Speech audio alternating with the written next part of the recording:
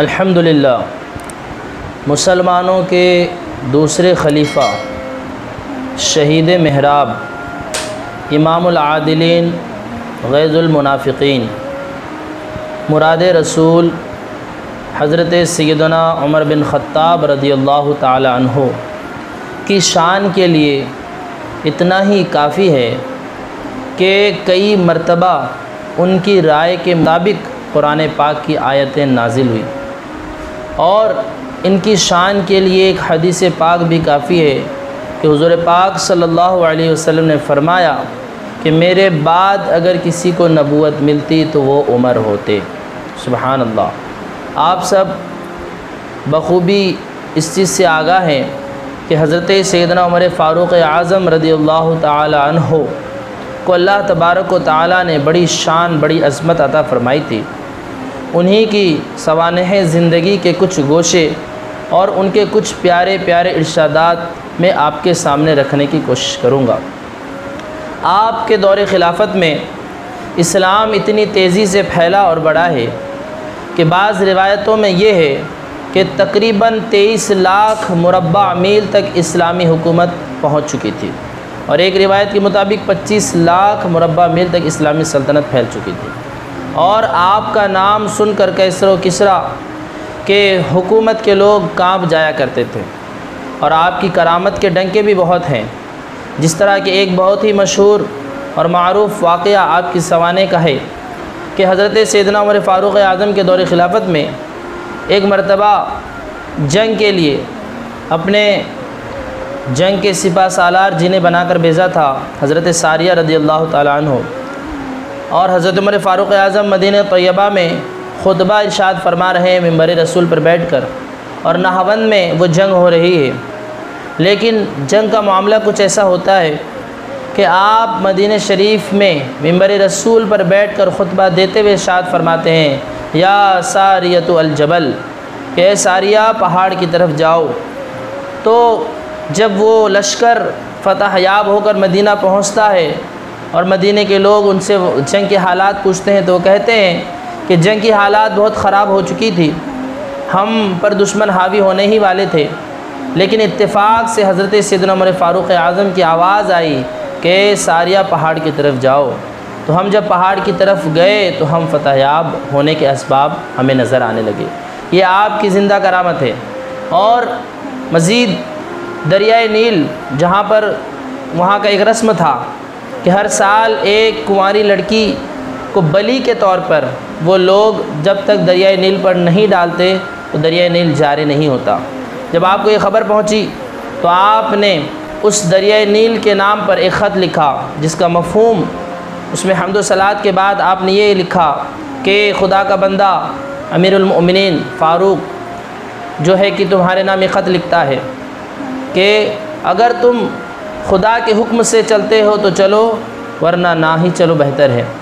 बस ये पर्ची लिखकर आपने कासिद के हाथ अपने गवर्नर के पास भेजा और उस जगह के लोगों ने जब उस ख़त को दरियाए नील में डाला तो वो दरिया जारी सारी हो गया और इस बुरी रस्म से और वहाँ के लोग महफूज हो गए और कई लोगों की जान बचने के असबाब बन गए।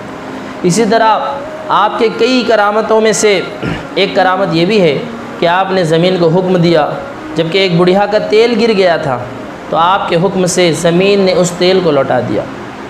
कई वाक़यात हैं आपकी करामात के। ये तो रही बात करामत की, लेकिन आपके कुछ अनमोल इरशादात भी समाअत कीजिए।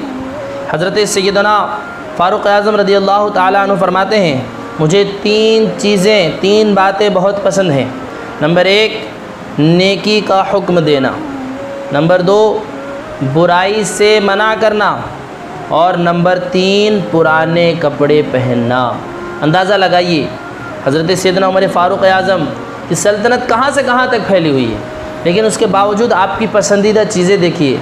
नेकी की दावत, बुराई से मना करना, ये आज हमारे माशरे में इसकी बहुत ज़रूरत है।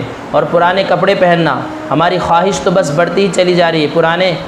पुराने क्या कपड़े सही तरीके से पहने भी नहीं, दूसरे कपड़े ख़रीदने की शौक़ जो है कि हमारे दिल में उजागर होने लगती है। बहरहाल दूसरा फरमान आपका सुनिए। फरमाते हैं जब बंदा अल्लाह ताला के लिए तवाज़ो करता है, आजिज़ी करता है तो उसकी क़दर व मंजिलत अल्लाह तबारक व तआला बढ़ा देता है। सुभान अल्लाह। आज हर जगह एटीट्यूड है, हर जगह ईगो है, हर जगह जो है कि अपने आप को बड़ा समझने का माहौल है, तकब्बुर कर रहे हैं लोग। लेकिन हज़रत सैयदना उमर फ़ारूक़ आज़म जिनके नाम से कैसर व किसरा काँप रहे हैं, लेकिन हज़रत सैयदना उमर फ़ारूक़ आज़म क्या कहते हैं कि जो अल्लाह ताला के लिए तवाज़ो करे, आजिज़ी करे, अल्लाह ताला उसकी क़दर व मंजिलत को बढ़ा देता है। आप फरमाते हैं मुझे सबसे ज़्यादा महबूब वो है। कितनी प्यारी बात है, लेकिन इसके हमारा हाल इसके पूरा उल्टा है। आप फरमाते हैं मुझे सबसे ज़्यादा महबूब वो है जो मुझे मेरे ऐब बताए। आज हमारा ऐब हमें बता दे, हमारी ऐब की तरफ कोई निशानदेही कर दे तो हम उसी के दुश्मन बन जाते हैं, उसी को दुश्मन समझने लगते हैं। लेकिन ये कितनी प्यारी बात है कि जो हमारे ऐबों से हमें आगाह करे तो गोया कि वो हमारा मुहसिन है, उसने हमारे साथ भलाई की कि उसने हमें हमारे ऐब से आगाह करके हमें उस ऐब से बचने का एक मौका दिया। हमें उसका शुक्र अदा करना चाहिए। और सुनिए, फरमाते हैं मोमिन की इज़्ज़त उसका तक़वा और परहेज़गारी है। और फरमाते हैं गवर्नरों को पैगाम जब आपने भेजा तो लिखा तुम्हारा सबसे अहम काम नमाज है, तुम्हारा सबसे अहम काम नमाज है। जिसने इसकी हिफाजत की उसने अपना दीन महफूज रखा। एक गवर्नरों को जब आप ये पैगाम भेज रहे हैं तो ये लिख रहे हैं कि तुम्हारा सबसे अहम काम नमाज है। गवर्नरों पर क्या क्या ज़िम्मेदारी होती है, तो गोया कि आप इशारे में समझा रहे हैं कि जो नमाज फ़र्ज़ अहम काम है, जो इसकी अदायगी नहीं पूरी कर सकता तो दूसरी चीज़ों की क्या अदायगी करेगा। आज मस्जिद के मुतवल्लियान और बड़े बड़े अपने आप को तुर्रम खां समझने वाले, दीन के अपने आप को खादिम बताने वाले, उनकी नमाज़ों का ठिकाना नहीं, उनकी नमाज़ों का ठिकाना नहीं है और वो दीन के ठेकेदार बने हुए हैं। ऐसे के हवाले से हज़रत उमर फ़ारूक़ आज़म रज़ियल्लाहु ताला अन्हु का फ़रमान उनके लिए नसीहत है। और फरमाते हैं खुदा की कसम हमें दुनिया की लज्जतों की कोई परवाह नहीं, हम अपनी पाकीज़ा नेमतें आखिरत के लिए बचा रहे हैं। इसीलिए हज़रत सालिम बिन अब्दुल्ला कहते हैं यही वजह है कि आप जौ की रोटी जैतून के साथ तनाउल फरमाते और पैबंद लगे हुए कपड़े पहनते और अपना काम खुद करते। सुभान अल्लाह। और फरमाते हैं दुनियादारों के पास कसरत से ना जाया करो क्योंकि ये रिज़्क़ की तंगी का सबब है। और फरमाते हैं आजिज़ी के साथ इल्म सीखो और सिखाओ।